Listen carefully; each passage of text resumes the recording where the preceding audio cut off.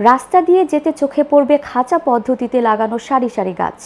সরকারের প্রণোদনায় দেশের একমাত্র মশলা গ্রাম হিসেবে গড়ে উঠেছে কুষ্টিয়া সদর উপজেলার বড়িয়া গ্রাম।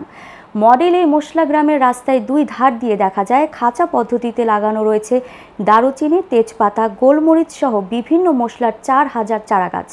তাছাড়াও বাড়ির উঠান, আঙিনা, পুকুর পাড় সহ বিভিন্ন পতিত জমিতে জিও ব্যাগে চাষ করা হচ্ছে আদা ও রসুন।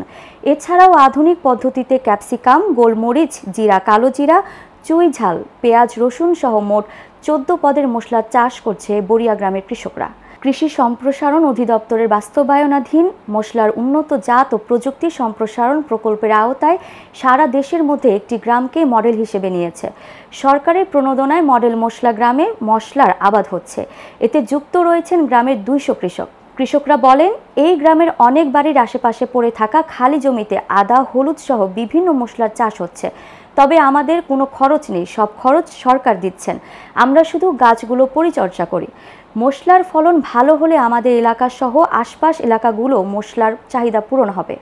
কুষ্টিয়া সদর উপজেলা কৃষি কর্মকর্তা বলেন, মডেল মশলা গ্রামের জন্য কুষ্টিয়ায় 5টি স্থান নির্বাচন করা হয়। কৃষি সম্প্রসারণ অধিদপ্তরের মহাপরিচালক সহ সংশ্লিষ্ট কর্মকর্তারা এতে বড়িয়া গ্রামকে নির্ধারণ করেন।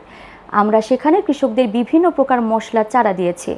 মশলার উন্নত জাত ও প্রযুক্তি সম্প্রসারণ প্রকল্পের মাধ্যমে মশলার বীজ সংরক্ষণের লক্ষ্যে মশলা গ্রামে গ্রিন হাউস স্থাপন করা হবে।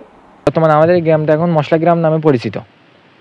আমাদের গ্রামে আগে থেকেই পেঁয়াজ, রসুনের চাষ করা হতো। এখন বর্তমান তার পাশে ব্যাপক সাড়া দিয়েছে তেজপাতা, ডালচিনি, চুই ঝাল, ক্যাপসিকাম, যেমন আরও বস্তায় আদা এবং হলুদ, এটা আরও অত্যন্ত বেশি আমরা লাভজনক হতে পারছি বস্তায় আদা চাষ করে।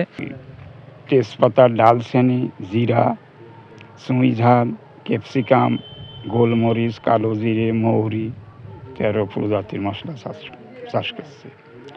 আমাদের আশা আছে যে ভবিষ্যতের দিক আমরা যদি লাভবান হই তাহলে সরকারের বাইরেতে এই মশলা আমদানি করা লাগবে না।